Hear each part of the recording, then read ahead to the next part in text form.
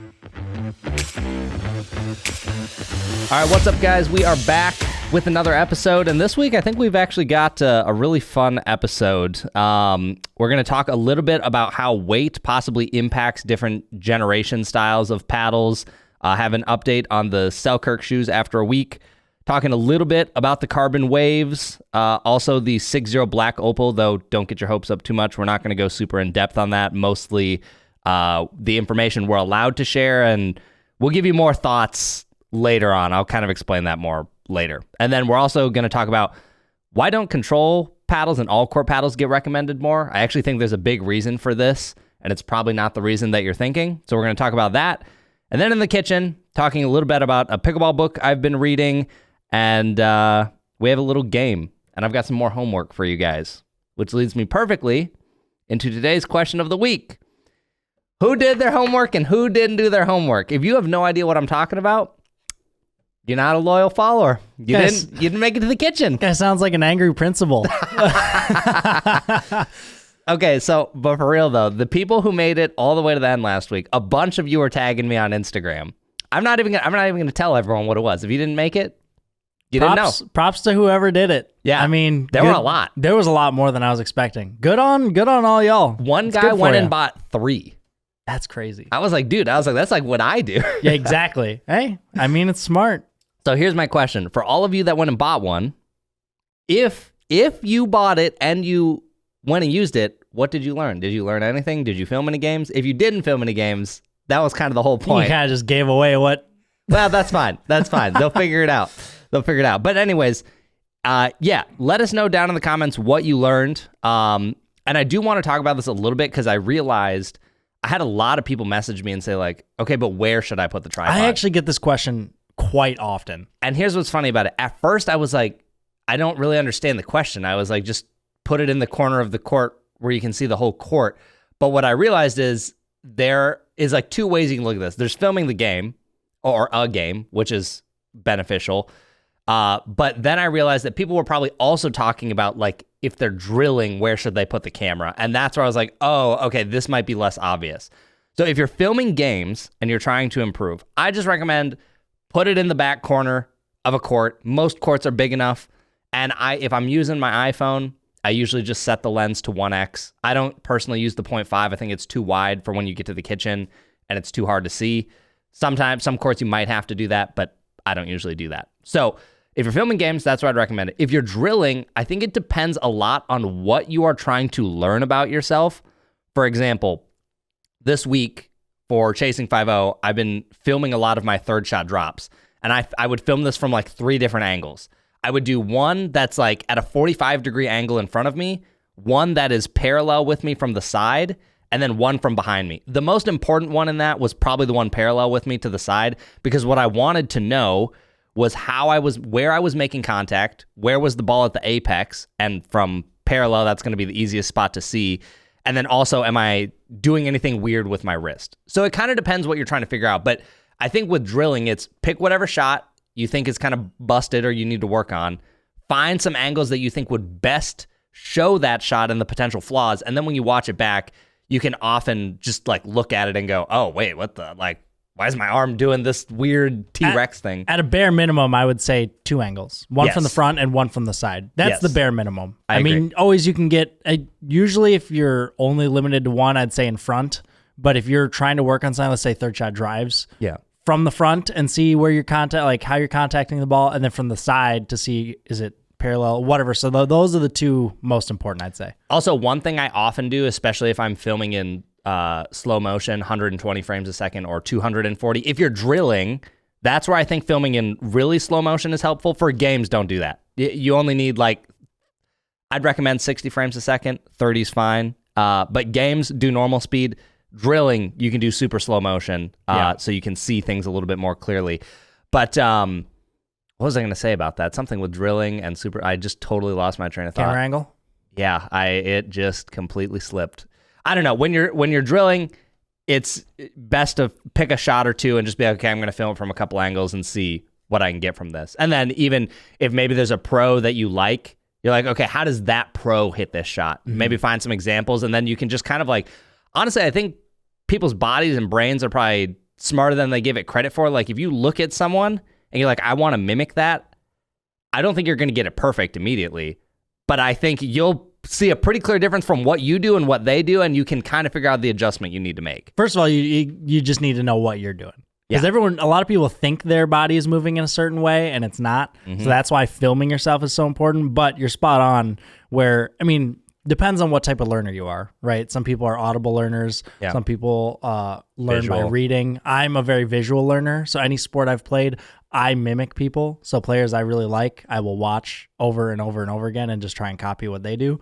And it's worked for me. But it's not always the case for everybody. But that does seem to be one of the most effective ways. Yeah. For sure. So if you haven't had the chance to go and use that tripod yet, I would highly recommend you do that this week. Like I said, games or drills, both great. I think drills, you're going to find more mechanical problems.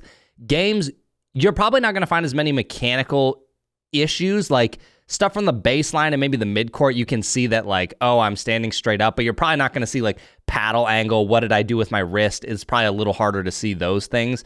But a lot of times you're going to find like bad court positioning. I'm standing straight up with my legs, or decision making. I'm not covering the line. Like all these different things that can be, you can spot that from the games. And actually, at some point, we'll probably have an episode where we break down how to view film. I have someone actually helping me with that right now. And then later today, me and my mixed partner are going to watch some of our games and just see what things we can learn. I've never been that great at like the strategy and like, I've always looked at mechanical things, not so much strategy. And I think I'm realizing I'm at a point now where I need to implement a little bit more of the strategy and like court positioning. Oh, Mr. Big Guy thinks he's got it all mechanically figured out, huh? No. I've seen your backhand roll. I definitely do not. So anyways, that's the question of the week. Did you do your homework, and what did you learn from it? And we'll have some more in the kitchen. So we'll see who makes it to the end this week. Yeah. Okay. Before we move on, I was told by Bread and Butter this week that they actually got a lot of paddles in early. Our production ones, I think, should come today, which is great. But they also got a number of the like real orders that they can ship early. So I don't think these were supposed to ship for like another 2 weeks. So they actually got them really early. Yeah. But basically what they did is they gave us 3 people who used our code, their order number and their name, and said, hey, you can announce this on the pod if you want. And so thank you to the 3 people who used our code. That is how we can keep doing content just like this. So I'm going to read your order number and then the name. Actually, I'll read the name first and then the order number. That probably makes a little bit more sense. All right, name, Pete V. Your order number was 63779. If that's you, your paddle should be on the way. Elongated loco. Elongated. Man knows what's up. Next is Alex G, and he knows what's up because it's a hybrid. And their order number was 63657. And then the last one, we have Jennifer D. Even better, a standard shape. Even better, they know what's up. Order number 63497. So if that was you, or your order number, your paddle is on the way. Hope you enjoy the Loco. We're going to start working on a full review now that we'll have the production models. But yeah, I think you guys are going to like that paddle. All right. Moving on. So one of the things I want to talk about was, I don't have definitive answers for this yet, but I kind of want to just put this out there, see if other people have experienced it, and maybe someone who's actually really nerdy like Justin will figure this out, or John, both of them. But something I've noticed is that I think weight impacts different construction types at very different rates. And reviewing the CRBN Waves the last like nearly 2 weeks is kind of what made me realize this, because if you guys watched the review, we'll talk about it a little bit more here in a minute, but wasn't the greatest review in the world. Did not like that paddle. But weight I tried so many weight setups. I tried 10 grams. I tried 15 grams. I tried 13 grams, moving the weight in all these different spots, like 3 and 9, 10 and 2, some at the head, some at the throat, wrapping it with half tungsten tape. And nothing would impact the paddle in a way that made it like satisfying or good enough for me. But and one of the things about that paddle is there's no floating core, there's no edge foam, like it is one block of material. The whole core is just a piece of foam. And then recently we've had paddles like the Boomstick, the Quanta, the VSOL Pro. What do all those paddles have in common? They all have full floating cores. And every single one of those, when you've concentrated weight heavily at 3 and 9, the way it changes the paddle, particularly the Quanta, is crazy. Like, I don't like that paddle out of the box. You don't like that paddle out of the box. Once it's got the weight on it, I could go to a tournament tomorrow with it. Mm-hmm. So like it completely transforms that paddle. And Boomstick, obviously it has the weight on it, but we've hit it without. Definitely makes a difference. And same with the VSOL Pro. We're still kind of in the testing with that. But what I've seen is it definitely helps quite a bit. So I was shocked how big of a difference between the Waves making almost no difference and then these full floating cores making a huge difference when weight's applied. And when I look at paddles in the past, like a Paddle Tech, that has also been my experience. Like, yes, weight helps, but it was like, it's like still got the problem. For sure makes a difference, but not nearly as big. So I don't know what it is about that. I don't know if there's other things that aren't necessarily connected to just the floating core, but that's the difference I'm seeing right now is a one full block of material, which is what the Paddle Tech is. It's what the Waves is. And then these others are multiple and it's floating and it makes a huge difference. I don't know. I mean, I have my redneck logic. All right, and let's my hear your redneck logic. Engineering brain that none of this is truly scientific. It's just how my brain perceives it and what I would imagine to be correct. I mean, these solid cores don't rely on necessarily deflection, like a dwell or a matter of like trampoline effect, like say the Yolas or any floating core, really. Yeah. So weight isn't going to affect them as much versus where these floating cores, once you put, let's just take the Quanta or the VSOL Pro, both the same, really light. So when they're light, they don't feel as good because when you hit the ball, there's not enough weight around the edge to actually allow that floating core to sink in and flex versus when you put weight around the edge, it ups the plow through and adds perimeter weighting where there's enough weight to actually go through the ball and allow the core to flex in more and give more of a springy feel. That's just how my brain would perceive it and would make sense to me. I can't imagine anything else going on. I could definitely see that. I mean, if you look at the gearbox, the GX2 Power, we have slow-mo video clips of that thing. Like you can literally see the back like concave out from the ball sinking in. The more weight around the edge allows the edge to actually carry through the ball and allow that core to flex versus when it has no weight, there's just not enough weight around the edge to carry through it and allow it to bend. Yeah, well, maybe that's it. But also, just another paddle I wanted to, because it was a recent one in terms of ones that, don't have like a full floating core. The Flick F1 also, like weight to me did not make nearly as much of a difference on that. I hated that paddle.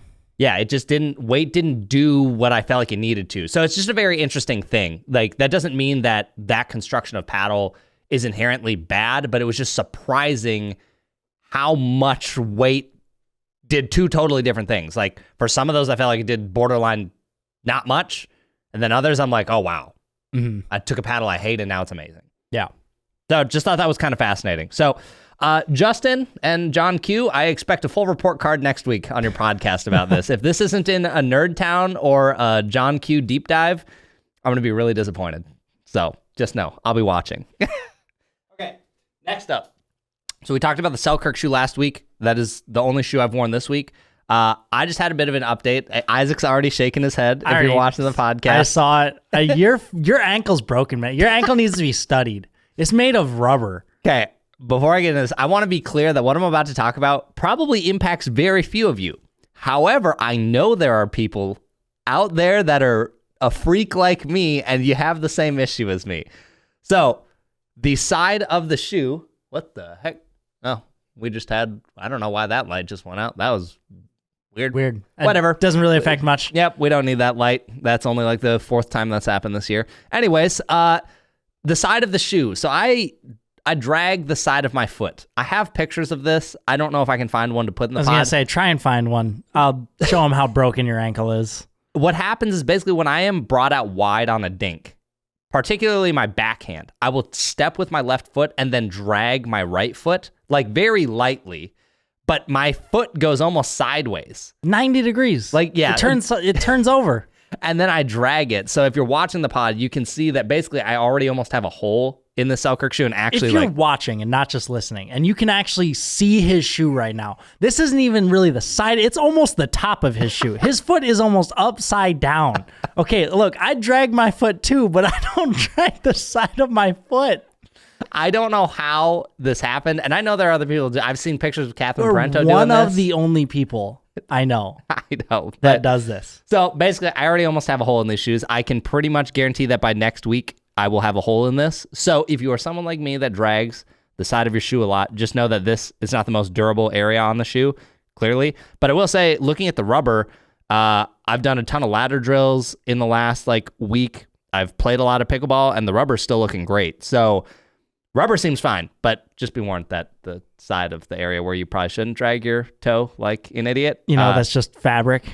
Yeah. So my left shoe was fine, but not my right shoe. That's crazy. You have that issue with almost every single pair of shoes. This is why I use both the Babolat Jet Tier 2 and the Head Revolt 4.0s and 4.5s. They don't have this issue. Yeah, because it's just a ton of rubber on the side of the shoe. Exactly. It's great. Crazy. It's a great shoe. Yeah, it's People wild. try and tell me it sucks, but they're wrong. I have not had any issues with the shoes. I think they've been perfectly fine. They're very comfortable. They're very padded shoes. So, yep. Yeah. Yeah. So, all right, we'll move on to the next thing, which is the Carbon Waves. All right. Waves it up. All right. Your favorite. Dude. Yeah, that's one way to put it. Okay. Carbon Waves review went out yesterday. If you watched it, you already know my thoughts. I'm just going to say it. I hate this paddle. It's crazy. I can't do it. Okay. Let's talk about, let me go over a couple things first before we get into your opinion, because you've gotten to hit this for a while. Mm-hmm. Okay. Well before, you've been hitting it for a while. So first thing I want to say is, what on earth is PB core measuring? This has been a topic throughout pickleball for a long time, but this paddle, it seems pretty universally agreed across people who have hit this and any other top paddle right now, that the Waves doesn't have crazy pop. It is a poppy paddle. Can you hit a counter hard? Yes. Not saying it's not powerful. But for a while, people were like, oh, PB core, it's a pop test because all the poppy paddles are failing. I don't know if I really ever bought into that, but I was like, it's clearly a trend, but I'm not smart enough to know how this works. But then somehow this paddle, which of the current power paddles is toned down in pop, is at the limit of PB core. Makes no sense. I don't get it. Carbon was saying hey, and they're not wrong in the sense that, hey, this test that is supposed to measure power, we are at the top of it. So this is as legally powerful as we can get. But I can tell you right now, this does not touch a boomstick. This does not touch a body helix flick F1.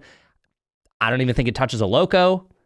So I just don't know what this test is measuring. It's not Carbon's problem. I just don't understand. Yeah, PB core definitely has its issues. It does not make any sense at the moment. Yeah, I'm just what is going on? Yeah, I don't know. I'm not a smart enough person to know enough about it, so I just know it seems pointless. Yeah. So before we get into your opinion of this, the thing that I found really interesting about this paddle and throughout my review process is how varied the opinions are. So now that my review is out and I've gotten to look around online and more ambassadors have the paddle, I'm seeing people who are saying, this is the best paddle I've ever hit.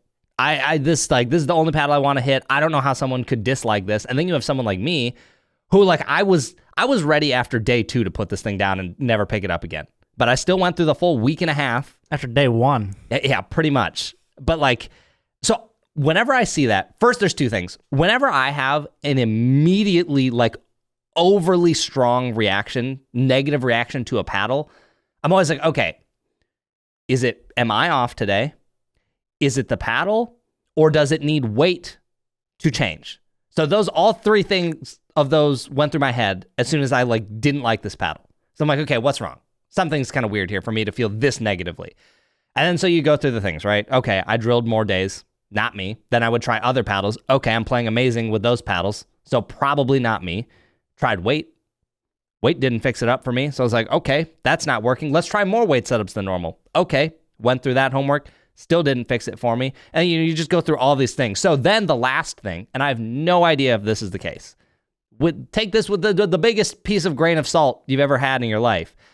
But then it started making me go, okay, the people who are loving this thing, is there a difference in the batch we got? Because I saw people, there was a Reddit thread that I came across. Actually, I didn't even find it. I think Sarah found it. And someone I think in there was saying the Waves hits just like a Gen 3 polymer paddle. And that could not be further from my experience with this paddle. See, that's just wrong. That's just wrong. But when I see that, I go, is this person wrong? Maybe they haven't hit that many paddles. Maybe they're basing it off a very loose opinion, right? Like this person could have a sample size of they touched a Gen 3 paddle for one dink. Yeah. Maybe that's it.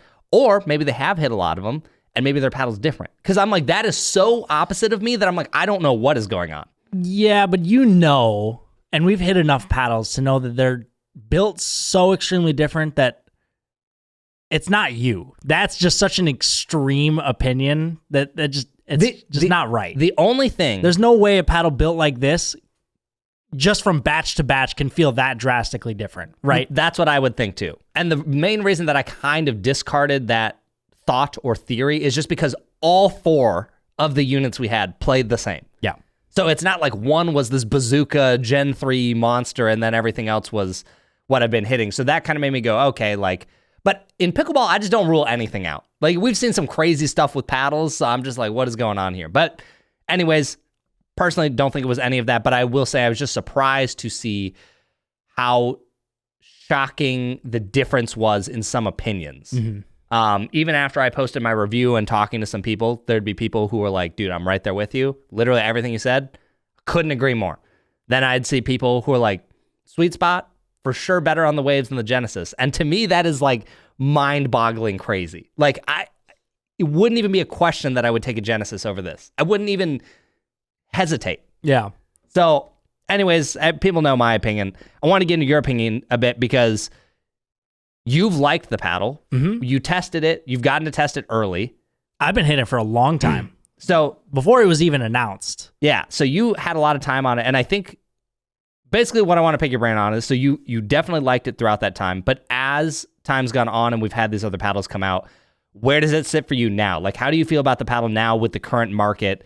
And does it feel like a paddle that you would still recommend? Would you still like it? Like, I guess just tell me more about it. Yeah, it's an interesting thing nowadays with this paddle right now, because back when I was testing it, it was in between at the point in the market where I had been on the Shogun forever. Since it came out. Been using that had been my favorite paddle. Still love that paddle.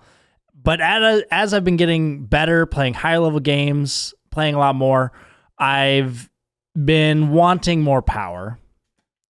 And I wasn't a huge fan of really any of the power paddles on the market at the moment, except for maybe the Yola, but wasn't really a huge fan of playing with it.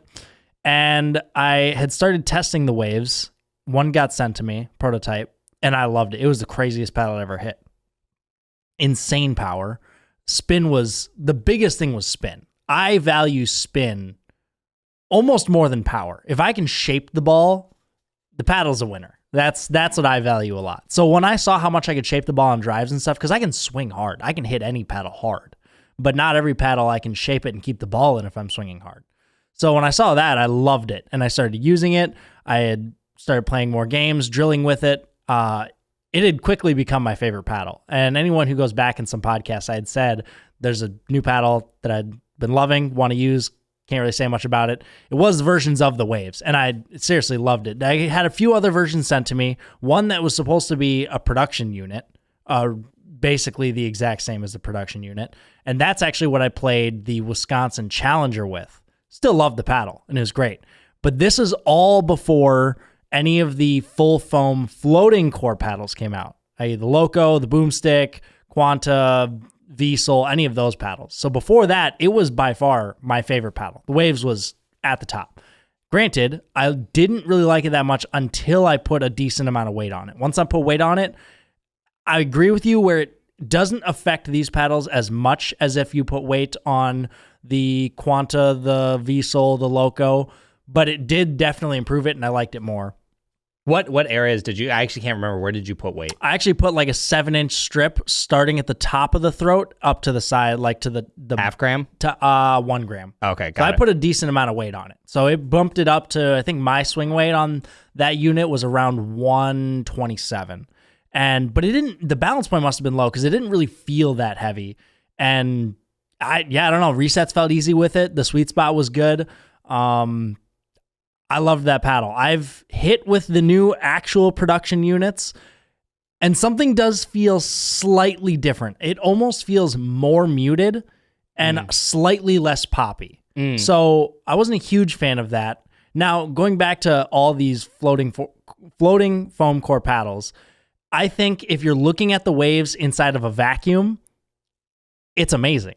Durability is incredible. Power's good. Spin is amazing, right? It's like all these things are awesome inside of a vacuum, but we're not in a vacuum. When you look outside into the rest of the market, nowadays, all these new paddles came in so fast that now the Waves isn't quite as appealing. I think if you are looking for something, if you're one of the very few niche people like me that play qualifiers, maybe don't have a ton of money to just constantly buy or sponsor to get paddles all the time, I think it's a good option where it has good power, pretty good pop. It is a little bit lower than, say the Boomstick or any of those other paddles, so don't expect it to be that. Which that's not even one of the things I said in my review is like I think people need to understand that that's not inherently a bad thing. In fact, like I think that is a good thing for a lot of people. It does very heavily depend on swing type. I know a lot of people who are like tennis players love the Genesis and love the Waves. I have a friend of mine who hit the Waves. He's one of the most insane forehands I've ever seen. And with the Waves, it was insane. Yeah, he's high-level tennis player, very good. With the Waves, it was nuts. So I think for a small group of people, it is a really good option because there's not that many other foam paddles that are UPA approved. So if you're trying to do PPA qualifiers, I think it is a good option. But outside of that, I think with the price of it and the other current options in the market, it is tough to justify. Yeah. So I think if I'm recommending it to people, to the masses, it is a bit tough. But I still wouldn't discount the fact that I think it is a good paddle, and I do like it. Here's how I'd want to see it. And I think the point about like comparing things in a vacuum is a really good point, because I think one thing that is maybe often misunderstood in reviews is like we have the luxury of we get to hit every single paddle. Yeah. Like there's basically not a paddle that we haven't gotten to try. Most consumers don't have that luxury. Right. So if they're coming from, maybe they've been using a paddle for 6 months, it's a little bit on the older side. Maybe they've been using let's just say a Genesis, easy example. They've been hitting a Genesis and they like it, and then they get a Waves and they're like, oh wow, like yeah, this is an upgrade in like some of the areas that maybe I felt were a little weaker for the Genesis, so I kind of like this. So if you don't have the frame of reference of how good some of the other things have gotten, I think it can be very easy to see a review and be like this is not my experience at all. But if you haven't hit all those things, I just feel like it's hard to like, you don't know what you're missing, basically. Exactly. Now, what's interesting, though, is even though I agree with you, I think some of these other paddles are massive improvements in many categories, sweet spot, pop, power, all this stuff. I think the feel and type of paddle this has a place in the market. Yeah, for sure. Because not everyone wants that springy, poppy feel. Totally. Like the Quanta, like the Loco, like the Boomstick. Yep. Even though you and I love that feel, which is something new to me. I haven't really in the past, but I've learned to love it, and I really like playing with it now. I know a lot of people that say, I can't control it. I don't like the feeling of that paddle. I want something that feels dead when I hit it, but still has power. Yep. This fits for a lot of people. So even when people go to this and say, oh, I don't know how you could dislike this. This is perfect for me. I can understand the fact that it's just completely different feel from the other foam paddles. So I think there's still going to be a good subset of people that like this. I think what gets tough for me, and they're not the same. I talked about this a little bit, but there's one paddle I didn't, since I don't have as much time on, but I got to hit it a little bit more yesterday.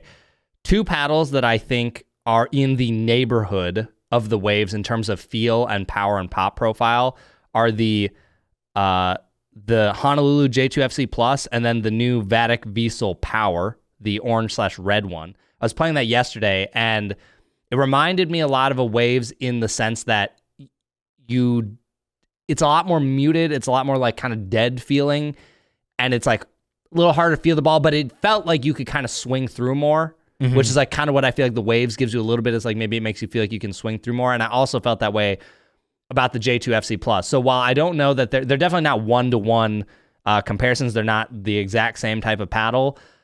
I feel like if I'm looking at most amateurs, I go, okay, $100 for that V-Sole, and then $200, little less after a code for the Honolulu, and $250 for the CRBN Waves. I'm just like, I feel like most people with the sweet spots being better on those, I'd push them towards that. Doesn't mean there aren't people that wouldn't like this, but it just feels like with the sweet spot size, it would be such a hindrance for non-high level amateurs.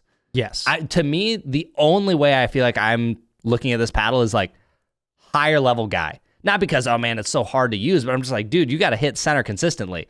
And most 4.0 and belows, even myself, aren't hitting the center all the time. Yeah, I mean, I can definitely agree with that. It's definitely a paddle catered towards better players. Not saying you have to be a better player to use it, but if you... benefits you more. It definitely benefits you more, and you're probably going to like the feeling of it more if you can hit the center consistently. Yeah. Right?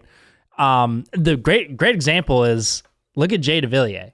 He's an unsigned player. He's bounced around from paddles. He used the Yola, and he chose the Waves. Yeah. So like, I'd love to know what he enjoys about it. Not from, and I'm not saying that in a like, oh, it's so bad I don't know what you could enjoy, but like, I'd love to know if as he's hit all of those, what made him land on the Waves and go, yeah, this is the one for me. I think swing type is a big part of it. Like, he's somebody who has a bit bigger swings, and the poppiness and power of a Yola might be a little bit too much with having a bigger swing, but it's a little bit easier to keep it in, allows you to swing a little bit more freely, still have power. Who knows? Could be something like that. Or he just prefers the feeling of a slightly more muted dead paddle. Yeah, could be. So, I mean, even though I think there's better options for less money for most people, there's definitely a group that this fits for perfectly. Well, and that's one thing that I think people need to understand. And this is why I emphasized twice in that video that with their 30-day risk-free trial, if you were interested in this paddle, just try it for yourself. Mm-hmm. You can buy it and you can return it for free, even after it's been used. So like you can hear what I have to say, but you can just try it yourself and find out. Because what I think people need to understand is even if there's a paddle that basically everyone can agree is objectively bad, like two that come to mind, Onyx Z5 and the original Adidas Metal Bone. I think pretty much everyone, you give that to 10 people, maybe one guy's going to say. There's one guy out there that we know that's used the Metal Bone. Well, that's what I was going to say is, when I was in Florida, I met a guy who's diehard Metal Bone fan. Dude's dressed head to toe in Adidas. He's not even sponsored by him. And he loved the Metal Bone. So like, no matter how negatively a group of people feel about a paddle, there is always someone who's going to like it. Yeah. Well, look at it this way. You don't like the Waves. I don't think Lewis likes the Waves. John doesn't like the Waves, but Will and I like the Waves. Yeah. So now Will and I are, let's admit it. Will and I are better players than you guys. Okay. I think we can all acknowledge the fact that Will and I are just better players. We'll see at the end of the year. We'll revisit this conversation. And Will and I are going to hit the sweet spot more than you guys. Yeah. So it's understandable why we can probably take advantage of the paddle better than you guys can. Yeah. So it makes sense, right? But it is just interesting how everyone, like, I think it is a bit more polarizing of a paddle. So now here's what I want to know. Let's take out, because obviously the conversation gets a little weirder for you because of qualifiers, but let's just take that out for a minute. Let's assume you could only play like local tournaments. If you're going down in order of the paddles that you're going to take to a tournament where there's no paddle restriction, where does the Waves fall? Probably third. Third. So you would go in Loco, Boomstick, Waves. So Waves would be third, even over the Avatar. Yeah. Okay. So what would top 5 be then? What would the last two be? Next would be probably Avatar and then V-Sole. V-Sole, okay. Yeah. Oh, the Pro, I assume. Yeah, V-Sole Pro. Yeah. Yeah, not the Power. Gotcha. Power makes no sense. Honestly, the V-Sole Power could get killed off. Which is funny to me because, again, it's not that it is it's not the Waves, but there's like I guess it's more the feel than anything. The feel is what it is more than like other attributes. But maybe not the paddle can get killed off, but the name can get killed off. Well, sure. Just I agree there. remove the power from the name and then we're good. For sure. But yeah, that would be my top 5. Okay. Gotcha. Yeah. So I don't know. Like I said, guys, if you're interested, check it out. CRBN makes it. I don't know that there's another company that makes it that easy. I know there are other companies that do a 30-day risk-free, but I don't know how many of them pay the return shipping. So, I mean, they make it very easy for you. So figure it out for yourself. There's obviously people who like it. There's obviously people who don't like it. personally, I think the group of people that it's going to be for is a lot smaller than the group that it isn't for with the current options on the market. But that doesn't mean that there is nobody it's for. And one of the things that I probably should have made this a little bit more clear in my review, I was saying the only other paddle this year that would have made me as equally frustrated to have done a full review would have been the metal bone. And the point of that wasn't to say that the Waves is as bad as a metal bone, because that metal bone, I would definitely take the Waves over that metal bone. But I just know that had I reviewed that, my frustration would have been equally as high because... Well, there's one other paddle that was up there that we discussed. Which one was that? The 007. Oh yeah, 007. That was an infuriating paddle as well. That one's bad. That was about a year ago. Honestly, I don't know which one has a worse sweet spot. The 10 mil 007. You'd have to pay me so much money to use that paddle. I think I would take the Waves over the 10 mil 007 just because I think the consistent amount of power I would get would be easier. Like on the 10 mil, like you hit center, boom, you're gonna like put a hole in someone's chest. You miss off center, straight in the ground. At least with this, like there is a steep drop off, but it wasn't as severe. It wasn't that steep. It wasn't like rocket. Yeah, you know? right. So yeah, anyways, there's another opinion on the Waves. Thought it'd be good to bring up since Aizec had been using it for a while, and he it would have had it come out sooner. It would have been his. It would have been my main. If it had come out earlier, I would have mained that paddle for a while. Yeah, and I played my first challenger with it. Yeah, so I definitely like the paddle. Yeah, it's definitely good. Yeah, I think it. Can't say the same for the next paddle coming up. It's just kind of the classic case of like, to me, too little, too late. You know? Like competition really caught up, and it was just crazy how fast the whole market changed. It was like August. In my eyes, it was like waves top, and then boom, everything else just got flooded into the market, and it definitely got pushed down by everything else, especially with how cheap everything else came out at. Yeah, that I think was a big part of it. Yeah. So okay, really quickly, gonna go into the upcoming SixZero Black Opal. So I'm mostly going to give you guys the higher level information here because this paddle doesn't come out for a while. It doesn't come out until they're aiming for October, but I've heard different things about exactly if that's going to happen or not, and it's kind of unclear.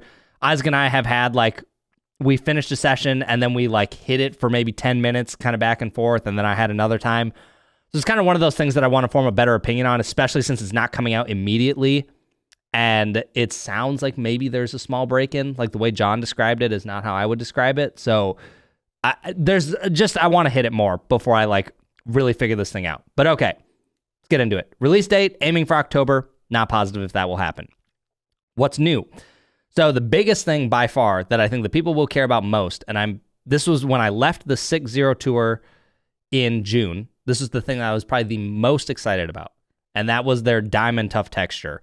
So basically what they've done is they have taken diamonds and infused it in the peel ply. And now I have asked twice, point blank, because I know everyone's going to ask the same question that I had in my mind. Is it literal diamonds? After the whole titanium fiasco. It's like crushed industrial diamond dust. Yeah, it is literal diamond. I have asked that twice. Yeah. Once in person and one online. And both times the answer was yes, it is real, literal diamond. Yeah. So if they're lying about that, they lied to me twice. But just gonna put that out there. Don't blame us. Yeah. But anyways, the idea is that it's supposed to significantly enhance the lifespan of the texture by having the diamond in there because diamonds are so hard that the debris from the court and the ball... Hardest material on the planet. Yeah. So it shouldn't... Basically, it's just not supposed to wear down as quickly. Do you have it here? Oh, yeah. I don't know why we have... Get this out of here. I don't know why we still have the Waves up here when we have the Opal. Here's the Opal. Boom. Black Opal. I like how it looks. I do. Yeah. I think it's Hey, we finally nice. agreed for once. I know. Shocking. First pot It reminds me, it's very filth-esque. Oh, yeah. I could see that. Yeah. Yeah, for sure. Okay. Anyways, so the diamonds, it's just supposed to last a lot longer by having those in there. I think they were saying 4 times as long minimum. If that's true, that's crazy. That'd be insane. Now, I will say, just touching this thing, I think, I'm going to cut myself looking at it. Wow. This isn't the crazy one. There was 2. There was like a UPAA grit one, and then there's a normal one. This is the normal one. Yeah. And that's the one we will review, is the normal one. Because I don't know if there's actually going to be a UPAA one or not. Yeah. So anyways, this is But even still, this one and if you hold it in the light, gritty. You guys aren't going to see it on here, but I mean, when you have this paddle in person, you can literally see the diamonds like shining in the light. It's kind of crazy.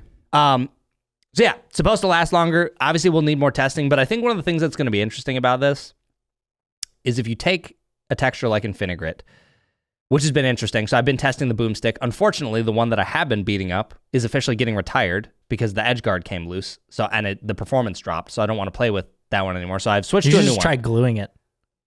I could. That's not a bad idea. Actually, I probably will try that.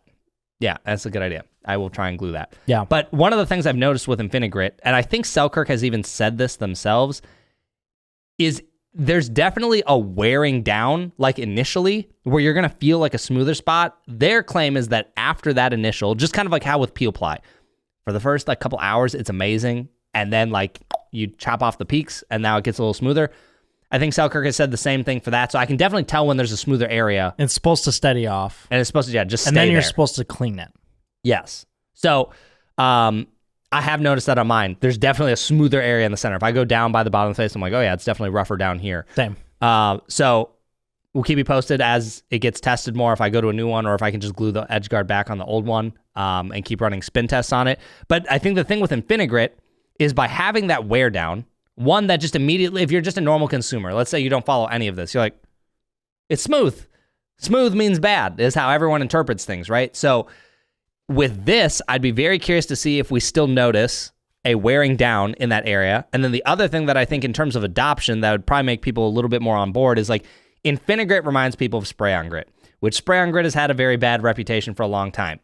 This still being peel ply, there's like a familiarity where people already accept it as like the gold standard. So now if you just took the gold standard and theoretically made it better, I think you get people to go, this is great.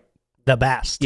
So I feel like in terms of adoption, that's going to be great. So to me, of anything in this paddle, that is number one awesome. Mm-hmm. We love to see it, love to see companies trying to push that more. I give any company props to putting time and effort into improving longer lasting, more durable grit. Yeah. I think that's one of the last big pain points in paddles. If we can improve that. And obviously we have companies like Reload and PIKKL doing their thing with skins and stuff, trying to improve it, but I'm not a huge fan of those options.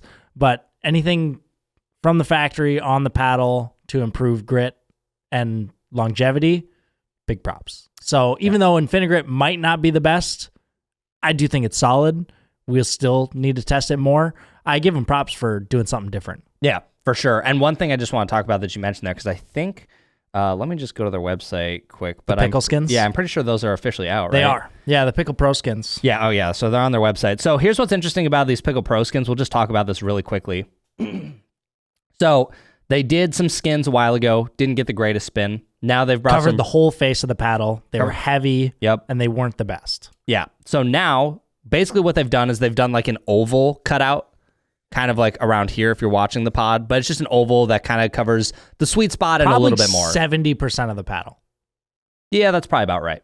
Yeah, that's probably quite there. So the idea with this is not that it is supposed to be you use this in a tournament. The idea that it seems that they are pitching is that this gets good spin, enough to where you shouldn't complain about it. I haven't tested this myself. Like I haven't ran tests. I don't have these right now.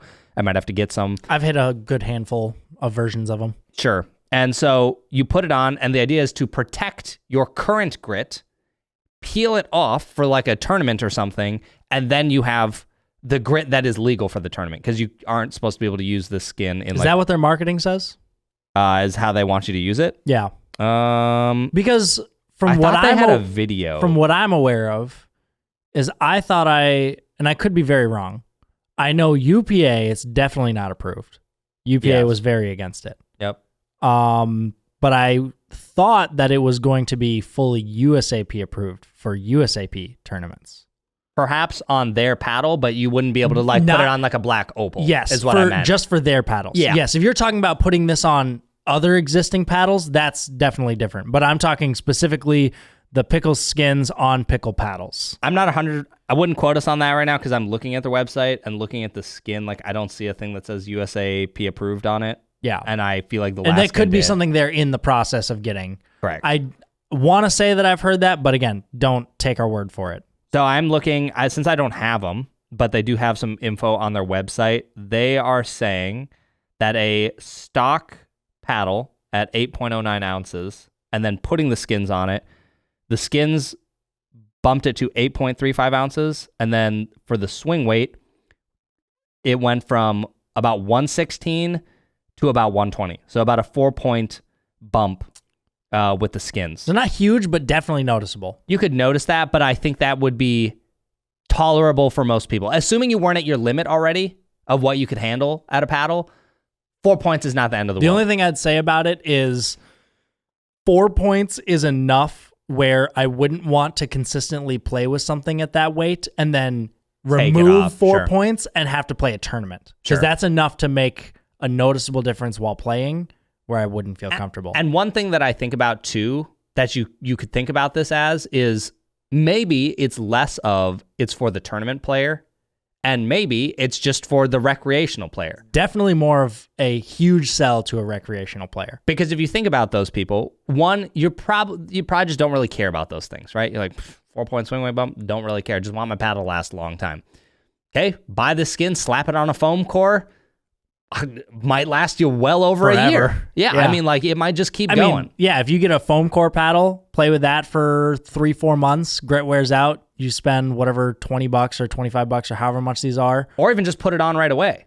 Yeah. And then it's just new if you ever wanted to remove it for whatever reason. Or you could just treat it, because I'm talking purely rec here. You're just like, I'm just going to pretend this is like adding weight to a paddle. This is how the paddle exists, you know? Yeah, right. So I could see it being a pretty big sell in that point. Also, don't take those numbers I said as what they are. I was just throwing random numbers out there. I don't know how much they cost. Oh, what? Oh, the skins, they're $20. Oh, okay. So I was right. One set is $20, and if you want 5 sets, it's $70. Pretty good at this guessing thing, huh? So yeah, I mean, I think it's for recreational players and people that don't go to tournaments and really care about paddle numbers and stats. I think it's a great option. Or if you're just not that picky. If you just might not really notice. If you are very sensitive, then yeah.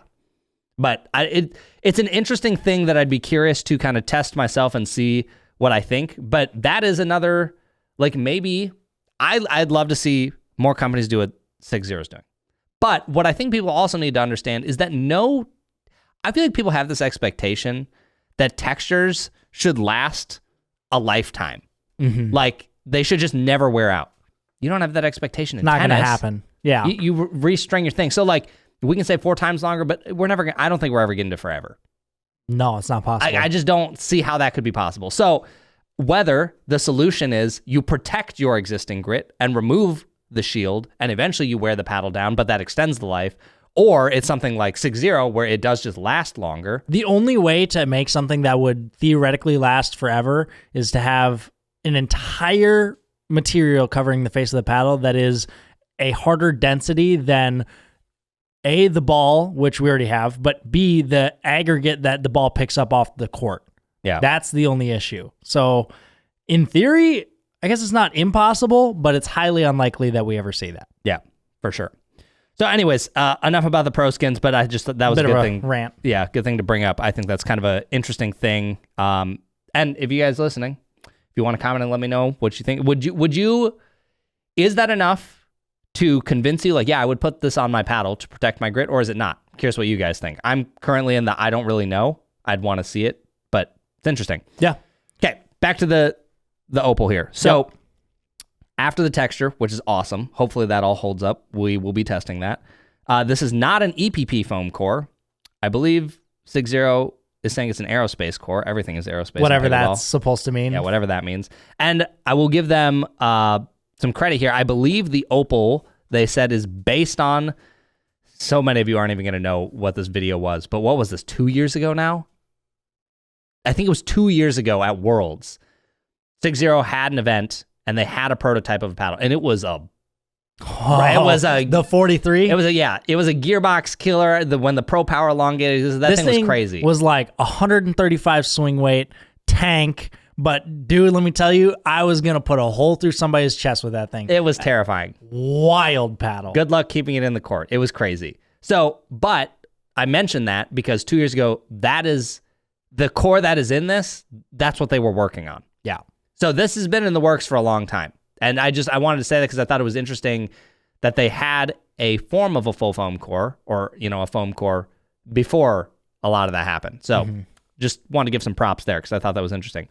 Next, they have a thing that they're calling power gel, which is a gel layer that sits between the face and the core for different things. Depending on the paddle and the core they have, like that gel layer can do different things for pop and power.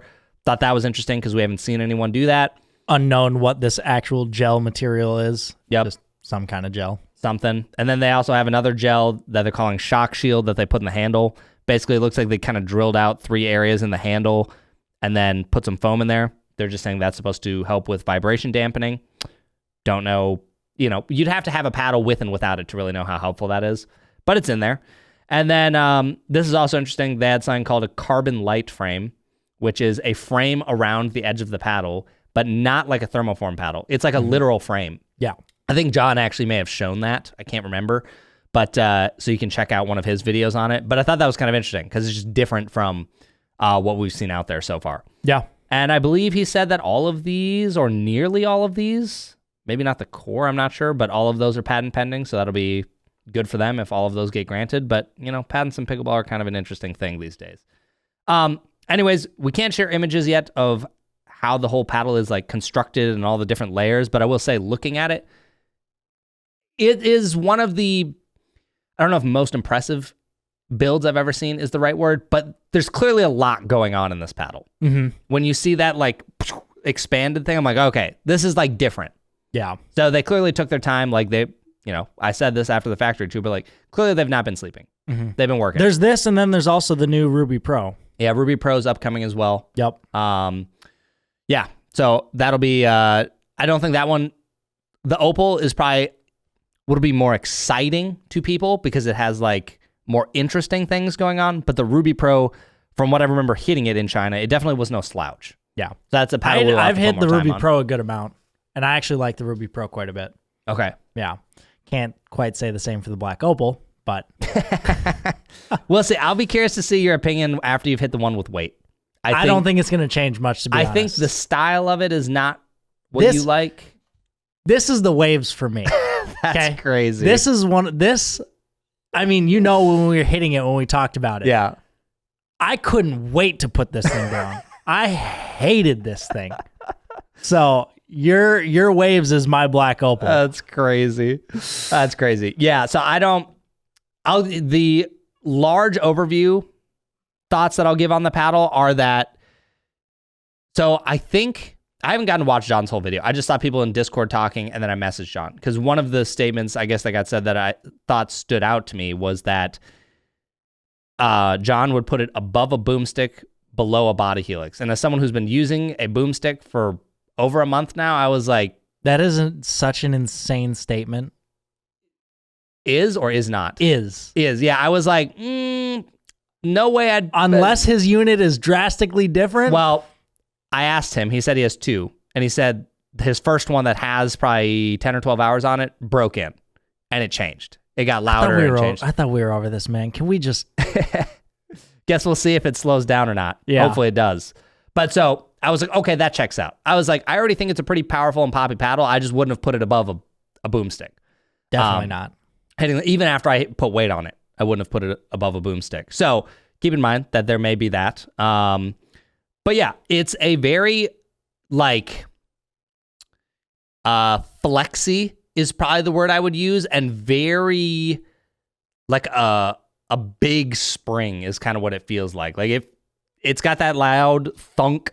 If the floating core EPP core paddles are a trampoline where you feel the center of it sink in and spring out, this is more of how we would describe the Gen 3 paddles of an actual springboard. That's how it feels. Like literally feels like a diving board, springboard feel where the head of the paddle's bending backwards and springing back. Mm-hmm.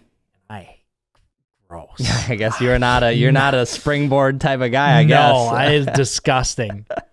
Yeah, so yeah, it was kind of interesting. I think once I put weight on it, started to vibe with it a little bit more, but I just need more time. I have probably a collective less than 30 minutes on this paddle. Yeah. So maybe, especially with how it's built. I'll be curious to see if weight impacts it the same way as others or if it doesn't.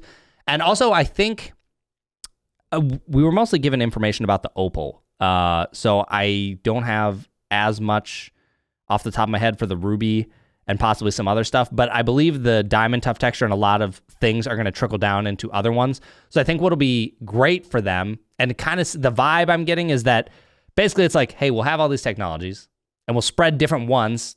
Like a lot of them will have overlapping ones and maybe some have some unique ones, but they'll be in different paddles for like different types of players. So I think it'll be easy to find something you're looking for rather than like, hey, we've got this one flagship and if you like it, you like it. If you hate it, you hate it. You know, it's kind of like, hey, maybe you like it in this style of core. Maybe you like it in a polymer style of core. Like I think putting Diamond Tough on a Ruby Pro in a polymer paddle for people who still like that, very smart. All right, editor Chris here popping in because I just completely forgot to say a couple things while we were recording the pod.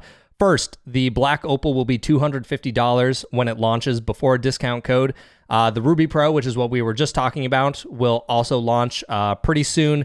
And then they're also going to have another model called the Coral, which will have the Diamond Tough texture, and it will also be an EPP floating core similar to some of the other options out there, and that will come at a cheaper price than I believe both the Ruby Pro and the Black Opal. So people should have a lot of different options, and it's nice to see that the Diamond Tough texture specifically is going to trickle down the line and not just be held on one specific paddle. So if there's a certain type of feel or play style you want, you'll have that available with the different Diamond Tough texture across all of those paddles.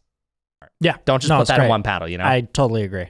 So, yeah, we'll keep you guys posted as more thoughts come up. But since this paddle is still like, I don't know, probably close to a month away, I'm going to wait till we give a whole lot more thoughts. Also, let me look at the time here. We are currently at... Hour deep. We're an hour deep. Trying to think here. How much you want to get into? I'm going to go quick on this because there's some other stuff we got to get to today. But okay, done with the Black Opal. We'll keep you guys posted. I think it has potential. Aizec says it's the Waves for him. It was very funny, me coming off the Waves and then you trying this. I was not expecting the flip. Yeah, there. No, it was immediate. But you know what? That's just, I think the thing that it, again, goes to show with pickleball paddles that whenever you watch a review or you hear someone give an opinion, one, it's always good to get multiple opinions and know what that person's style is. And just understand that, like, pickleball is this unique sport where like people have such different preferences and what they value, and feel is such a big thing that can be a huge turnoff for people, that it's like, just because one guy doesn't like it does not mean you won't like it. Mm-hmm. Like, as much as I will probably not pick the Waves up again. Well, I'm sure it's going to get to the point at some point in the industry where what pros, and because it used to be where like whatever paddle, amateurs use it, pros use it, doesn't really matter. It's kind of all the same. And it's still even well, there was like point, more definitive, this is good, these are bad. Yes, and we're still kind of at that point. But I think eventually it will get to the point where it's like golf, where pros use this equipment, and you probably shouldn't if you're an amateur. Yeah, I could definitely see that. Definitely think we're going to get to that point. Yeah. Probably within the next couple of years. It'll be kind of interesting to see if that happens for sure. Yeah. But yeah, it's just like, you just take it for what it's worth, guys. It's a couple people's opinion. Everyone's got a different opinion. Not gospel. Yep. So, all right, let's talk about why don't control paddles get recommended more, or all court? This is a really interesting thought I was thinking about. And when I thought, I was like, okay, yeah, why? It's like, when I'm looking at like my channel, the amount of paddles that got reviewed this year, vast majority of them are power. I was like, okay, that's interesting. And then I was like, okay, first, it's mostly been power paddles released this year. Kind of what every company's focusing on, because every company who didn't have one needs to keep up with what everyone else is doing. Well, that, and you know why else, right? What's that? Because it's just what sells, baby. Well, that's true. Power sells. Power definitely sells. But what's also interesting when I really thought about this is, because of most people focusing on that, there are so many good control and all court paddles on the market that I think it is extremely hard to beat what is already out there, especially because there are some of the best price points are control and all court paddles. So it's like, if a company is going to go there, they're like, man, do I really want to make $100 all court paddle? They're probably sitting there going like, the margin's not that great on this. I think for the bigger companies, it's not worth it. Yeah. It's a lot of, like, if you look at, actually, I think this category of paddle, control and all court, is definitely something that fits the smaller, more niche brands better, where they don't have as much overhead. Maybe they don't really spend money on marketing. They just have more room versus these big companies that have pros they sponsor, have run ads. They have just way more overhead. It doesn't make sense for them to spend all this money where they're maybe going to make $5 a paddle. Well, who knows what they're actually making. Right. But that's just a guess. yeah. But I think what's interesting is also if you look at some of the control paddles that were released this year, 008, 16 millimeter, and the Diadem Blue Core, why did those flop so hard? There's a couple reasons. One, they were released in an era of power. Two, there were aspects in terms of performance that I think were not so great, especially compared to the existing ones, but also the price point. $280 for both of those when almost all the paddles I am about to list to you are far cheaper than that. I don't even think the 008 was necessarily intended to be a control paddle. The 16 definitely was. It was for sure advertised as one. 13 and 10. Was it advertised as control? I'm pretty positive the 16 Okay. was. But let me list some paddles. These are all paddles that have been released in the last 2 years, and they're all still awesome control paddles. You've got the 11624 Jelly Bean, $99. Awesome. Most of you want a control paddle? That or the $99 Vatic Pro Prism. In fact, I think both of those are even cheaper after a code. They're like $90. Yeah. So that alone, you're like, okay, you're looking at it considering a 008. 2 of those, you could buy 3 of one of those paddles. You could buy 2 of one and 1 of the other one and try them both if you wanted to buy a 008. So that is a reason that I think those paddles are less appealing. And then we've got, in my opinion, still one of the like all-time best control paddles, the Volair Mach 2 Forza, still kills it. That paddle's still old and still a really good control paddle. Next up, you've got things like the Honolulu J2 Ti, the Bread and Butter Fat Boy. That one's a little bit like kind of control, could be all court, kind of blurs the line a little bit. And then Chorus Shapeshifters, I think those are pretty good control paddles. And then the last one I'm going to say, I think it is a good control paddle and a lot of people like it, but it's very expensive, is the Selkirk Lux Control Air. Personally, wouldn't be top of my list to recommend, but I know there are a ton of people at parks that love that paddle. It's everywhere. I went to a public courts last night and saw a couple of them. Yeah, they're all over. So like clearly people like it, right? But look at that list. Pretty much all of them are older and they're all at great price points. So if I go through there's not really much else to innovate in that area. So these new like big companies who are looking towards innovating paddles, let's look at the Opal. Like you said, it's very interesting design. There's a lot going on with it. What else is there to do to make a control paddle? There really isn't much else to make a control paddle better than what we already have. Sweet spots are, for the most part, already very good on them. Volair Mach 2 Forza is bomb for the sweet spot. Yep. And then you think about the other things that would make a control paddle good. More grit. There's a limit on that. And then 2, make the texture last longer. Well, all the companies are going to go put that on their premium paddle, which is probably going to be a power paddle. And then maybe it'll trickle down one day, right? Like I see, well, I don't know. If you wanted to be smart with your paddles, you're probably like, well, I'm not going to put, eventually I could see it trickling down to a control paddle, the better textures, but they're not going to be cheap. The only thing I would say is like, yes, some of these control and all court paddles are thermoformed and can still core crush. Doesn't happen as often, but it definitely still does. And so maybe eventually we get to the point where we have full foam control and all court paddles that just don't core crush anymore. Love to see that someday, that are also budget. So maybe we phase out all of these existing ones with those someday. Yep. Because personally, I think honeycomb cores are dead. See, I think we still got a little while. I think that's the future. I think the most of the market is going to, by next year, they'll all have at least one. Yeah. But I don't think like next year, all of a sudden, every polymer core is dead. But I think that what's going to be interesting is if we keep seeing companies find ways to make the foam cores have like the Gen 3 style feel, because I think that was a lot of people's like apprehension. It's like, oh, foam feels kind of muted, foam feels kind of dead. But you're not going to say that about a boomstick. Yeah, exactly. That's like... I think there are more ways to manipulate foam core paddles that we haven't explored yet. And I also think there's currently seems less downsides in terms of durability. We know what the breaking points on polymer are, and no one's been able to fix it. Yeah. Unless they do something like a Paddle Tech where there's drawbacks in terms of performance. Exactly. So anyways, there's a lot of great control paddles, and that is why you don't see a lot of like control paddle reviews, is because the best control paddles, in my opinion, already have reviews. They're already older paddles, and they're all at great prices. So like the only way they're getting brought up is in like a top paddles list or a podcast like this. Look at a paddle that we did. Did we make a video? Yeah, we did make a video on it. The Harmony. Mm-hmm. Like, it's an all-court paddle. In my opinion, kind of start leaning towards control. It's just not, like, compared to any of these other paddles in this list, it doesn't do anything new that stands out to me. So why would you pick that? Yeah. Why would we, why would you pick it over any of these that we already have reviews on? And if you look at the all-court options, because that was just the control paddles. If you want to look at some great all-court options as well, you've got, and I will say there have been more recent all-court paddles than there have control paddles. Yes. You've got the Friday Fever at $100. Amazing deal. You've got the Vatic Pro Saga, also an awesome paddle. Bread and Butter Shogun, Carbon Genesis, Enhanced Gen 4.5, Pickleball Waves Harmony. So like if you're looking at the Enhanced, the Harmony, the Genesis, the Fever, all of those have come out like in the last year. Yeah, I think you've still got the 11.624 All Court, Honolulu J2K. Like all of these are fantastic all court options. You've got some foam in there.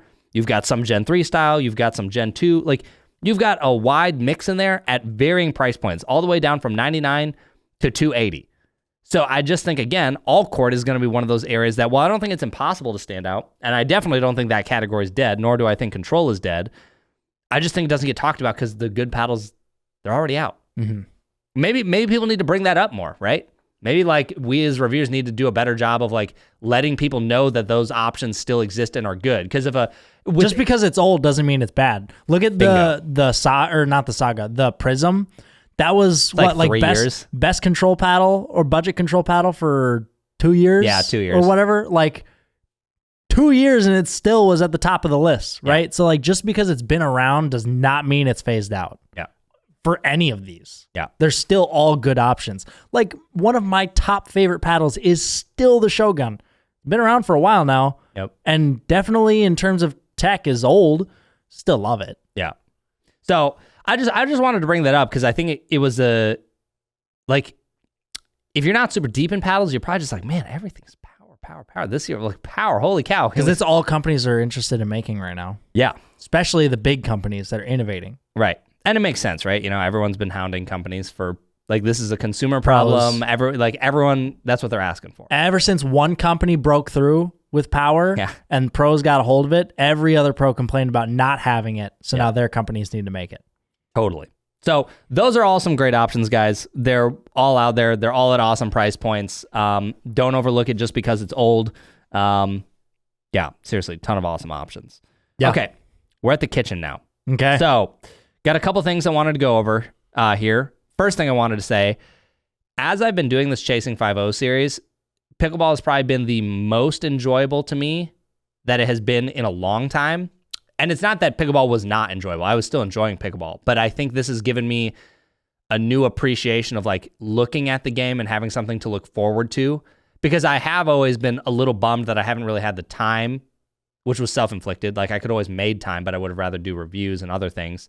But now that I'm doing it like every single day and I'm like drilling or I'm working on footwork or I'm like studying things about the game, or I've had people offer help and like giving me some advice. Like it's been a very exciting thing to see things improve. And while there hasn't been this, you know, in the 2 weeks I've been doing this, there hasn't been this massive leap in my game, but I can feel like kind of all the pieces stacking.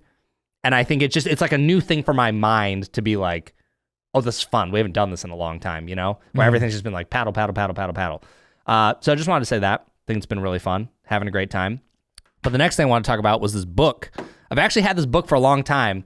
If it tells you how long I had this book, Will and I both bought this book to like review it on the podcast. And Will hasn't been on the podcast in a while. So that's how long we've had this book. Yeah. But because I've been trying to be better about my sleep and for those wondering, it's Pickleball Mindset. Yeah, thank you Pickleball Mindset, authored by Dane Gingrich and Jill Martin. And I would say this is more a book for people who are really serious about improving and tournaments. If you're not that and you're just playing pickleball for fun, which there's absolutely nothing wrong with that, I think that's a great way to go about it. You probably don't need this. There's a lot of stuff in this book that'll probably come across maybe a little more intense or maybe not what you would focus on if you're just trying to have fun. But if you're a tournament player, I would recommend reading this book. And I think there's a lot of great things in it, but there's specifically one chapter I wanted to talk about where they talked about slumps. And this chapter was actually really well timed. So I've been reading this book every night before I go to bed, which has also been a great thing for my sleep lately. Side note. But I played some mixed games last week. Me and my mixed partner against two people we hadn't played against before, and we lost every single game. And I felt like I played terrible. She had just come back from a trip and hadn't played pickleball the whole week because she had been injured. So like it was a combination of just like, you know, she had an off day and I had an off day. Like it happens. But I left that session like very disappointed. Not in how like my partner or anyone else. I was just like, dude, you're doing all this training and you walked away and you couldn't win one game. Like you for sure should have been able to win one game. Like some of the games were close, but it's like, dude, you couldn't close one out. Like what's wrong with you? So I was actually pretty frustrated and kind of down on myself. And then that same night, this chapter popped up and I just thought it was really well timed because one of the things they really focus on is not that slumps don't exist, though that's kind of the point they're making. The point is more like a slump is just a normal, like stop labeling it a slump and just understand it for what it is, which is everyone goes like this when they play. People don't just go up. People don't just play flatline. It's like this. You're going to have amazing days. You're going to have bad days. You might have a bad month, a week, whatever. And so I thought that was a good way to reframe it. But then I just want to read some stuff from a couple of the pages here. So this page said, as I taught a doubles clinic a couple years back, I could feel my phone continuously vibrating in my pocket. After the third call, I interrupted the clinic to check my phone, praying it wasn't a family emergency. A young male pro I had been coaching had left me 8 voicemails. I returned the phone to my pocket and finished the clinic, but my curiosity was piqued. The second the clinic was over, I listened to all of them. Each message sounded the same. Dane, I suck. I've been working my butt off every day, but I still can't win a big tournament match. I've been in a slump for over a month, and I'm thinking about quitting. He was focusing on singles, hoping to differentiate himself on the singles circuit to help attract a good doubles partner. Convinced that his short-term stumbles were going to sink his long-term success, he was panicked. He mentioned the word slump multiple times, believing his current state of struggle would dictate his future. When we got on the phone, instead of fighting him on whether or not he was in a slump, I simply agreed with him the only way we would find solutions together and shift his fear into confidence was to help him see that his fears were normal and experienced by many athletes during the learning process. Eventually, as we normalized his fears, I could feel him exhale with relief, at which point we could lean into his preparation and training and the confidence that they could create in the long term. We slowly chipped away at his fear of losing in the short term and created a deeper understanding that today's losses or poor play is a normal and natural ebb in the growth process. Instead of focusing on the self-fulfilling prophecy of a slump, we trained his mind to shift the reward that inevitably shows up on the other side of short-term struggles. So I have another page I'm going to read, but I thought there was a lot of good stuff in there, which is like, look, dude, this is just part of it.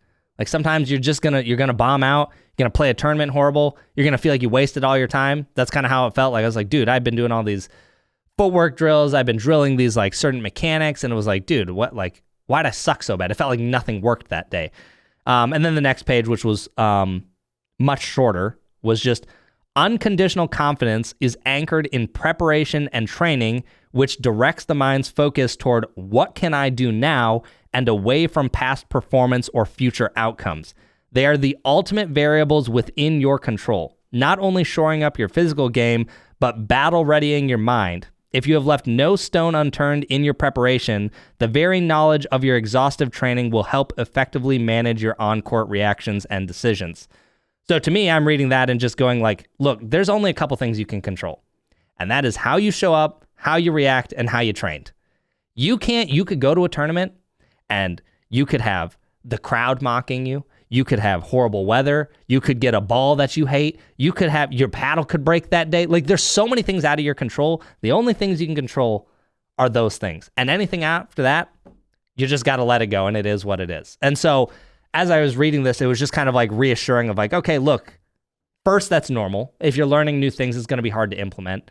And second, like, just get back out there and keep working on it. It was actually like the very next day, I was like very motivated to get back out and keep drilling. And I kind of shifted my mindset from, instead of focusing on like, I need to hit 5.0 by the end of the year, it was kind of a, I'm going to reframe this as how do I make it more fun learning? But basically, like, the enjoyment is figuring out why this isn't working.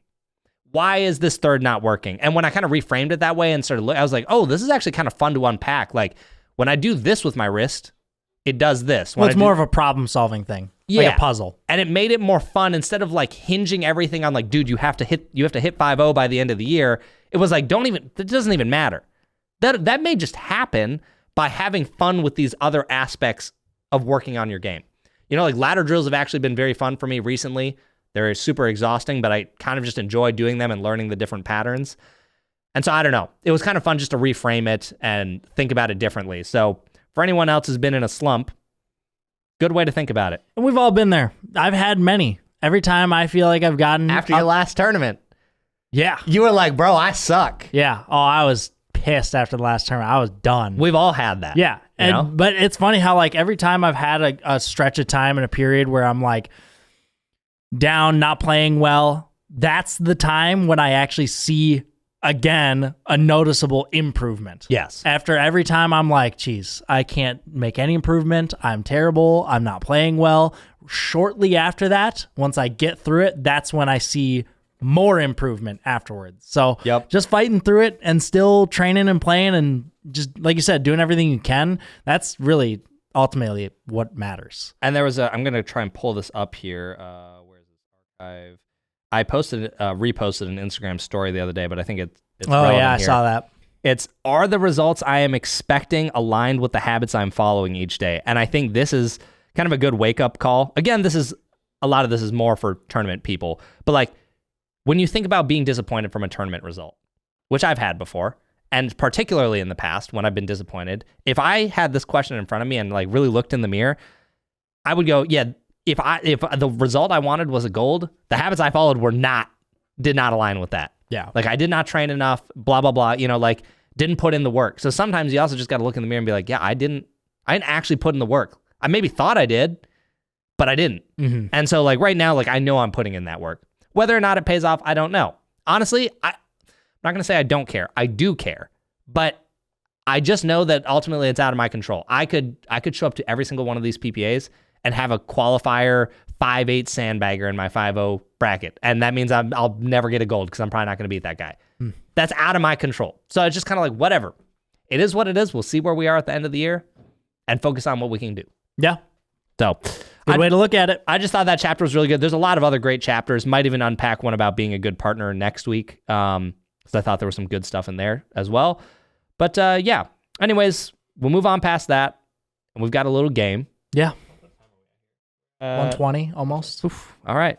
Let's get this game. So basically, here are the rules. Aizec knows a little better than me, but I think I understand the rules. Basically, we both have a paddle in our head. Yes. We're going to set a timer for 60 seconds. We're doing 60? You can do 30 or 60, whatever you think. No, we're definitely doing 60. I don't think we're getting it in 30. Pressure, the 30 is too much? I think it's too much. Okay, 60 seconds. So we have 60 seconds to guess what the paddle is. We can ask, my understanding is any question that is not what is the paddle. Yeah, which that question is, you would just say what the paddle is if you can't just ask, I assume tell me you what the could paddle say is. like, is it this company as you're narrowing it down? Let's go with no. Can't even ask the company. No. Gosh, that's gonna make this so much harder. No, because the name, you have to give the name of the company and the model of paddle. You can't ask specifically what company it falls under. Jeez. So you can ask, is it spray grit? Is it elongated? Is it high swing weight? Low swing weight? All those questions. Those are any of those, free game.